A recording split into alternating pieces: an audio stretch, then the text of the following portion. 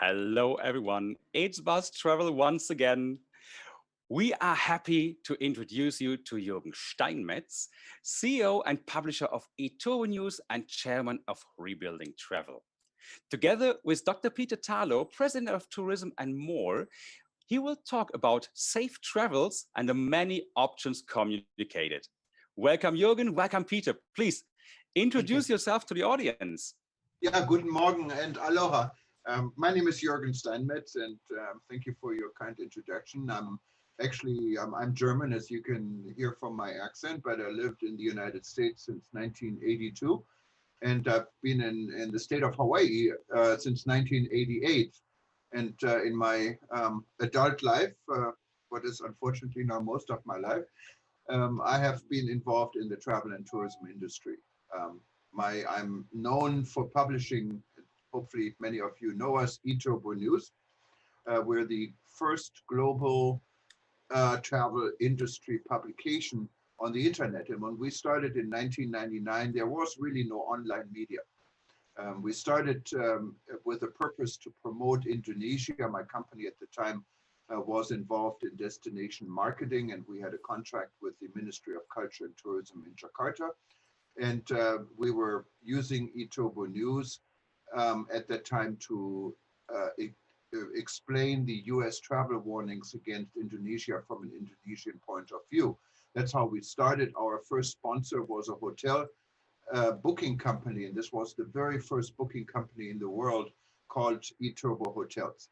So ever since we have been growing, we've currently published 16 different publications for different subjects, but our flagship is eTurboNews.com, and everything comes together on TravelNewsGroup.com, including our relationship with Peter's Safer Tourism and also Rebuilding.Travel. When we got into this crisis, we didn't want to be silent, and we thought, there's a good opportunity to get the world together, and that's what we do best. We're trying to get the world together, specifically in travel and tourism. We're reaching about 200 and some thousand travel professionals every day. And in March, we have seen more than 2 million individual users looking at our articles, wanted more of our articles. So we know we can contribute in this conversation in having the global industry talk about their challenges and what is next, and maybe help to get these challenges to the right ears. So during this now for a little bit more than 6 weeks, we have been able to collect more than 1,000, sometimes very high profile travel industry members, including ministers of tourism, and they're in 117 countries. So it truly became a global discussion. And we're excited about continuing this. We're not excited about the subject because it really throws back how difficult the situation is for our industry.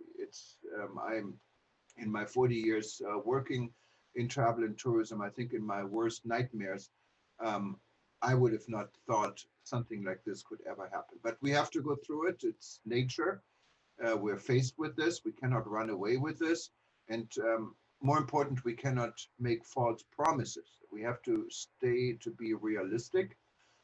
That's why we have been outspoken against any type of messages that promise one thing or guarantee safety or do one or the other. But there are now many good initiatives, so we can talk about it later with Peter, in place. I think this industry is making progress within, of course, the framework set by nature and by health professional and government professional.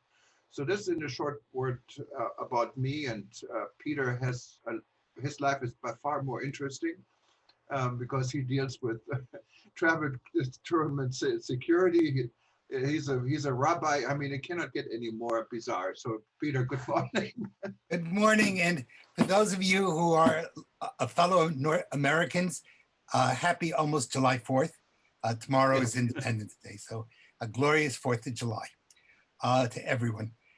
I'm speaking to you from Texas, and so Juergen always likes to begin with aloha, so I'm going to use the Texas vocabulary word, howdy to everyone, which is, or we like to say, howdy y'all.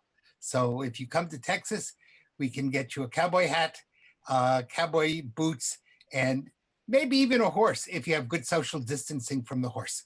That's got to be hard to do. I'm very lucky to be working with Juergen. For many years, we've been friends, and we have been working on issues of tourism and tourism security.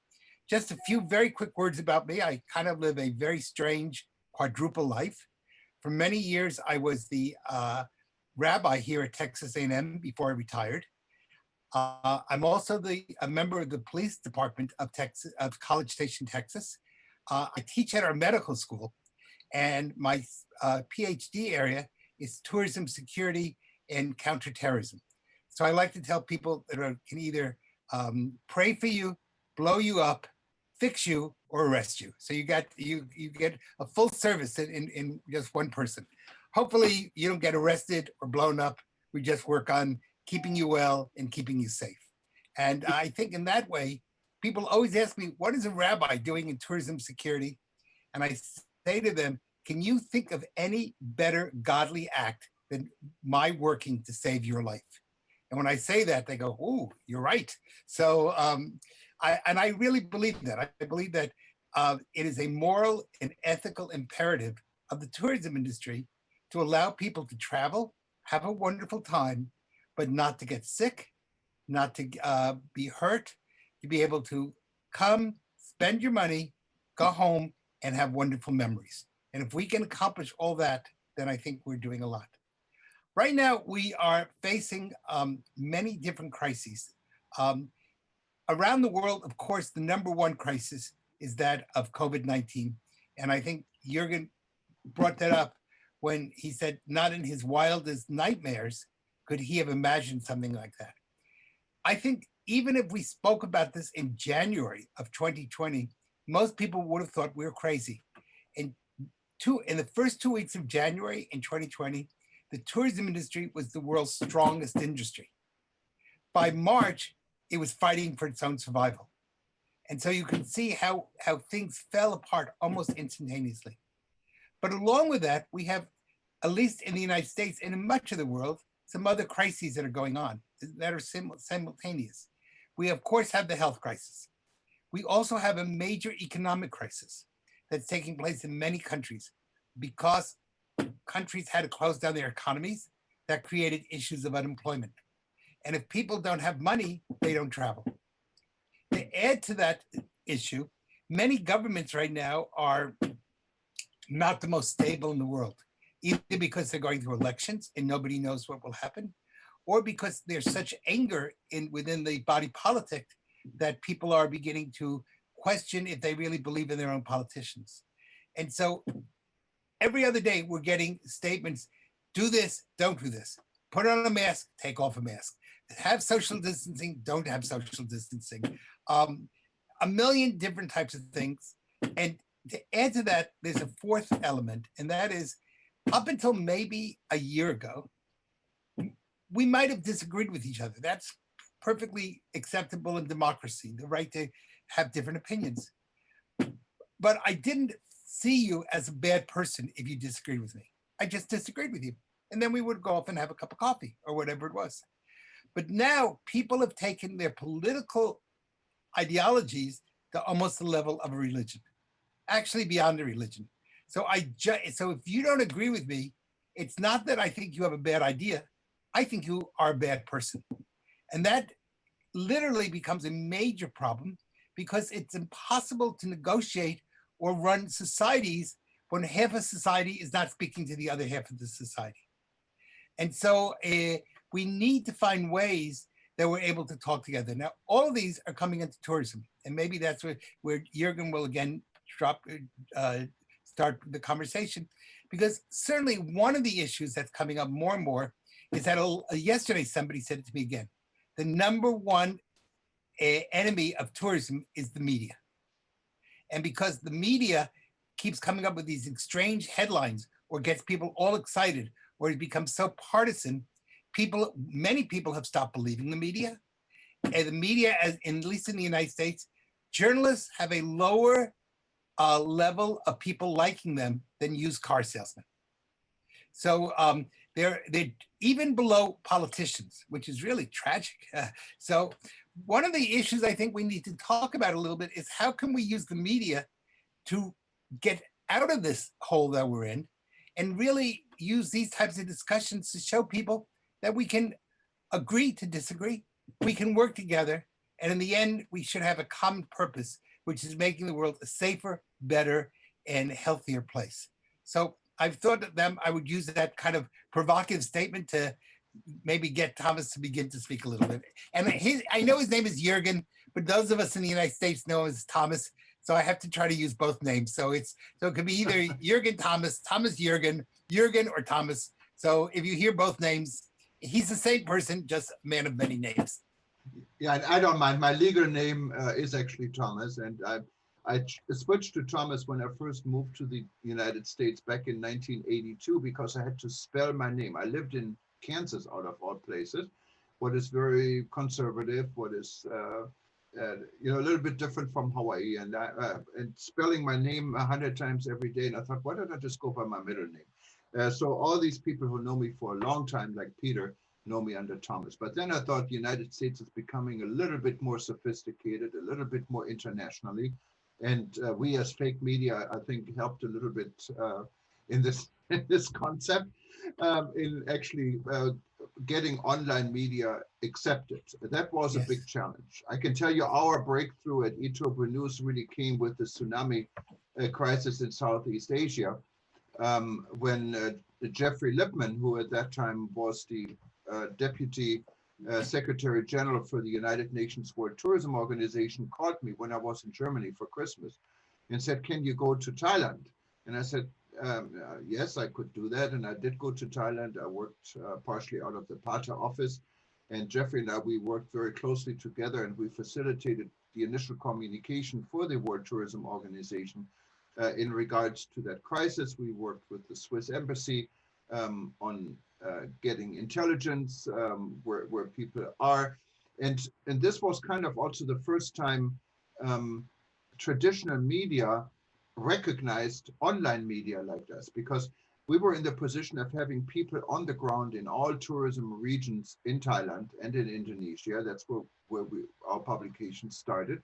And we were able to get intelligence like from no one before. I remember in Sri Lanka, Renton Alvis, who was the deputy foreign minister, and before he was the head of the tourism board, we were good friends. And I talked to him on a satellite phone in the middle of the jungle in Sri Lanka, and he said, look, the German embassy wants to send help, and I want to approve it, but I cannot get a hold of anyone to tell anyone anything.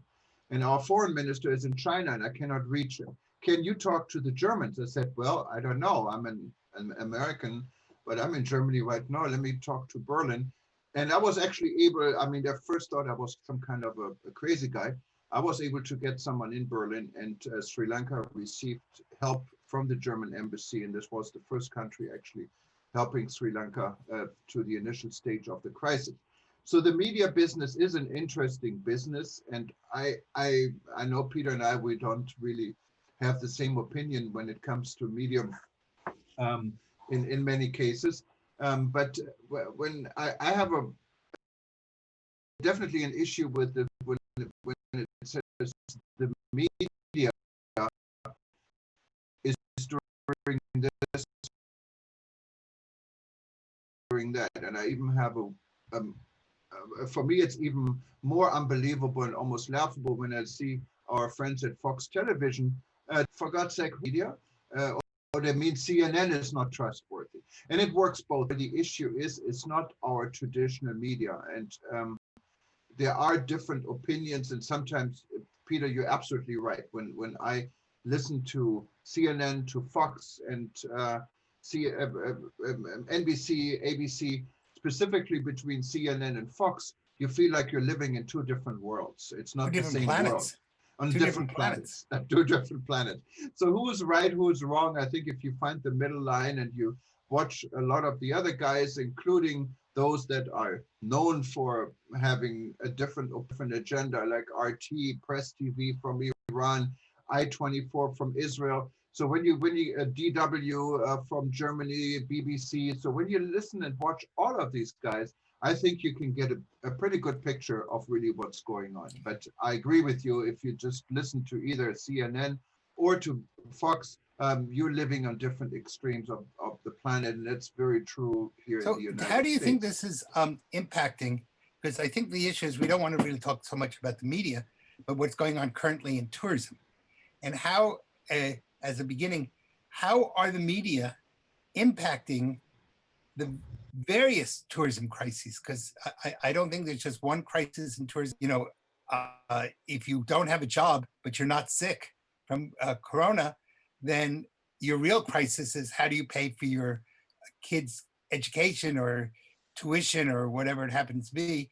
If you have Corona and you have a job, you have a very different crisis. So I think we really have maybe 4 crises taking place simultaneously, and they sometimes merge and they sometimes don't merge. So, but how do we get information to people in a way that the tourism industry can begin to heal?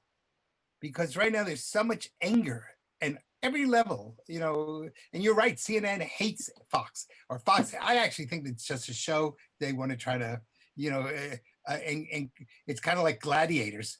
But if that's true or not, I don't know. If they really sincerely mean what they say, or they're just kind of putting each other on. But the public doesn't know that. The public is living with the situation that they don't know whom to believe, what to believe, where to believe, and they don't have time to listen to 14 different stations. So, and that's really, Peter, in today's age is where the social media comes in, because right now everyone has a chance to be on this platform. I remember even when we started, there was no social media and there was no online media. Yes.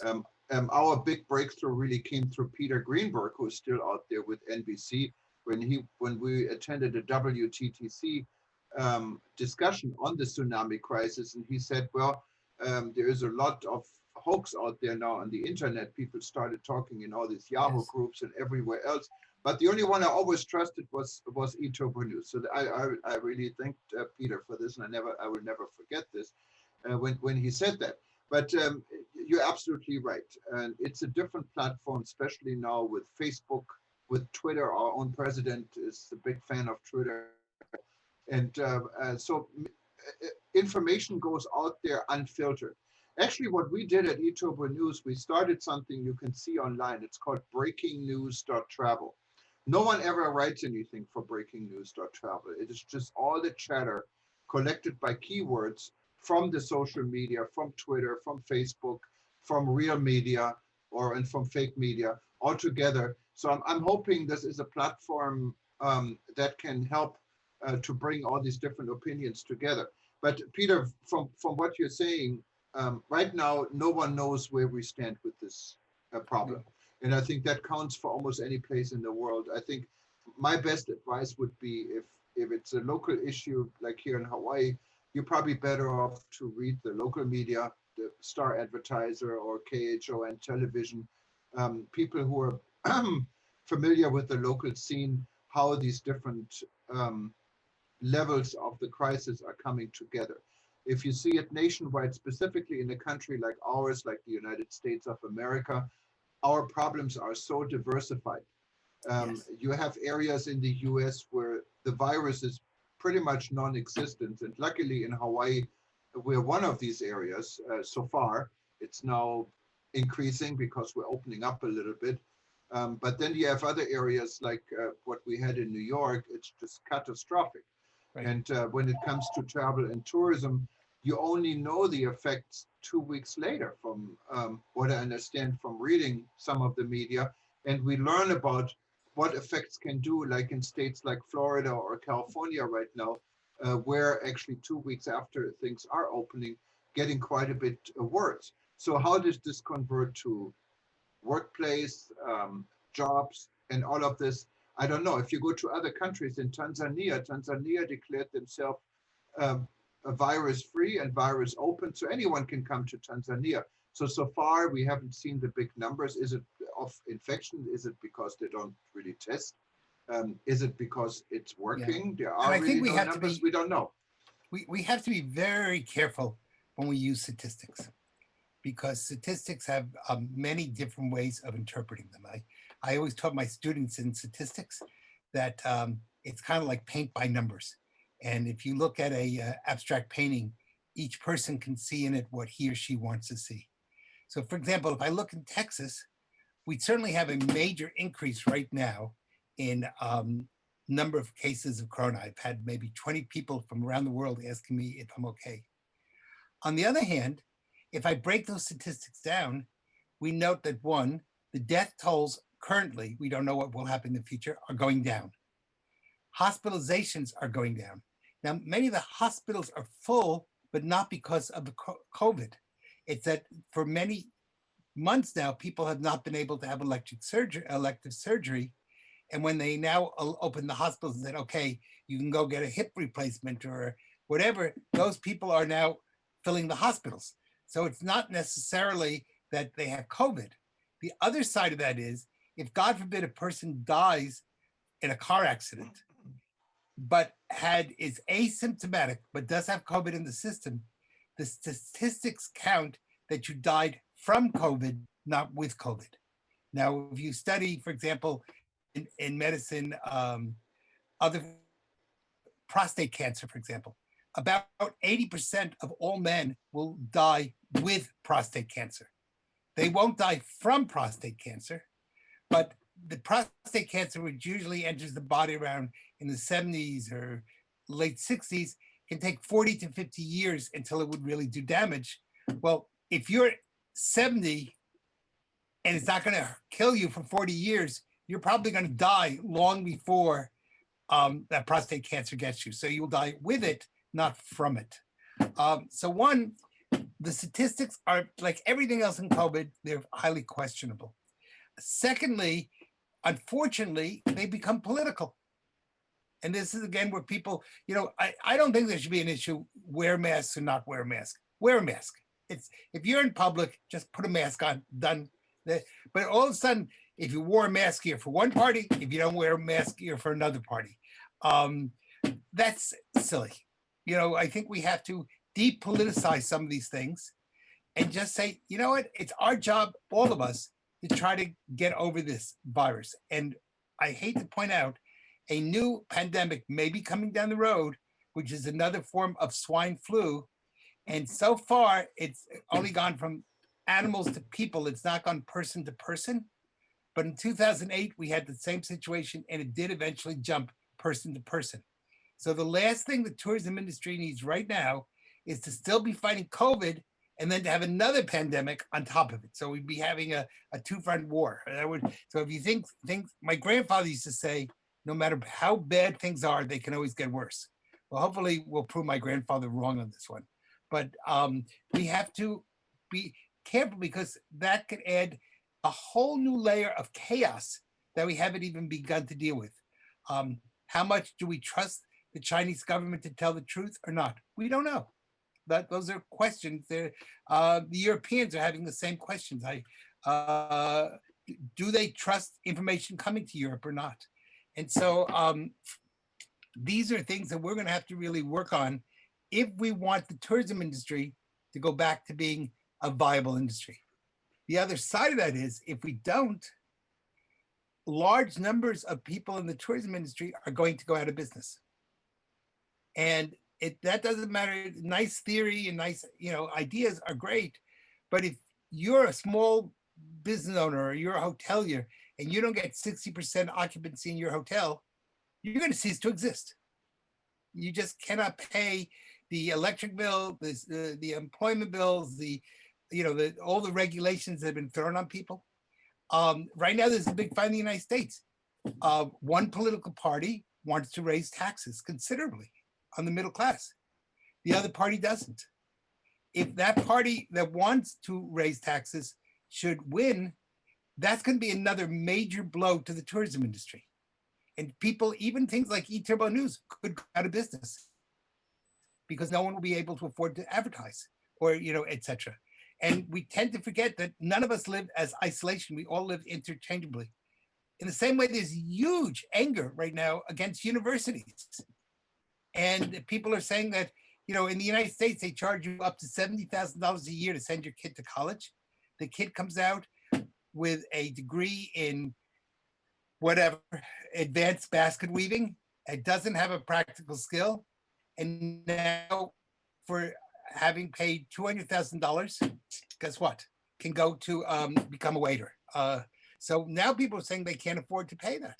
And that's going to impact things radically. We see this already in the levels of the US considering withdrawing troops from NATO and from Germany especially, and saying if the Germans don't pay up, the US is not going to continue to keep troops there. Mrs. Merkel's not very happy, but on the other hand, she hasn't paid her bill. So there's that's what the Trump government says. Well, it's but we don't want to get political. So anyway, no, but that's not a political. That's just a fact. In other words, Germany has not paid. Fact. That's a fact on Fox Television. No. That's a fact with NATO. So they're different. That's a fact on NATO headquarters. Germany has paid 1.3% when it owes 2%. Anyways, no comment. Yeah, I mean, the Germans have not paid up, and Germany's a rich country. Germany should go above 2%. They should pay. They should double their Germany taxes should pay and 4%. everything. Germany should just pay for everyone. No, I understand that. And yes, and that would be fair if Germany paid for everyone. I could accept that. I don't think the Germans would like it. I understand that. But and I'm not trying to push on the Germans. What I'm saying is these things are interrelated, and we have to see the interrelationships that are going on, because if we look at them as separate issues, we're going to have some major problems. Yeah, no, and right now, as I said, it's in Peter.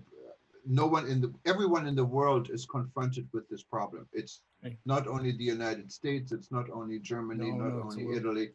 It's the world, and some countries are in a position of handling it better, at least temporarily, from their resources, and we're lucky to live in one of these countries.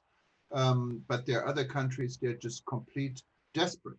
They don't have need to live. They don't have it. They want to open the travel industry, and people die. So be it.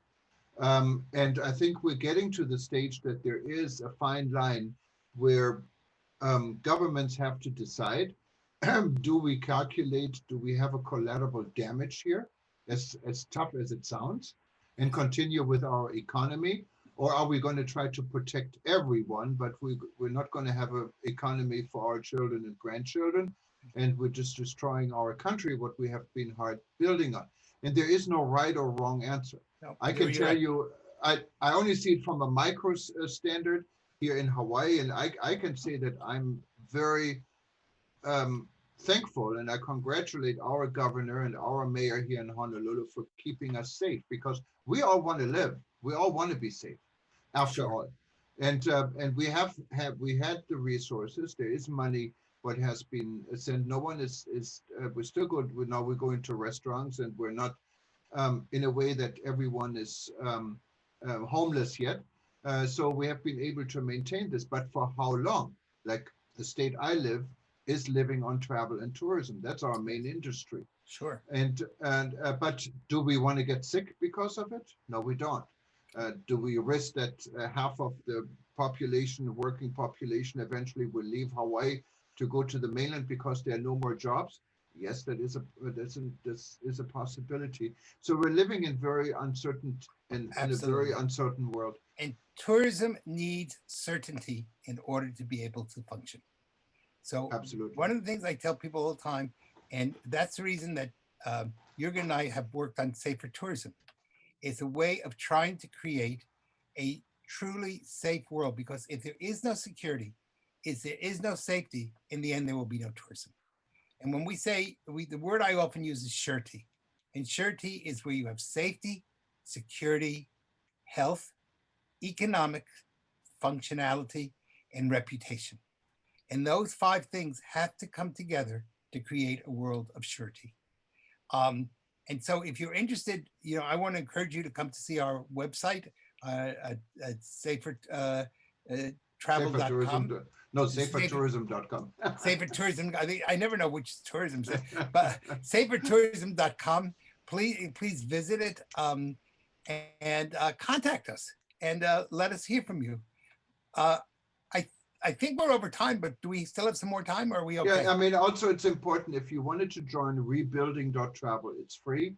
We encourage you to start engage the conversation with tourism leaders around the world. Go to Rebuilding.Travel, not .com, Rebuilding.Travel.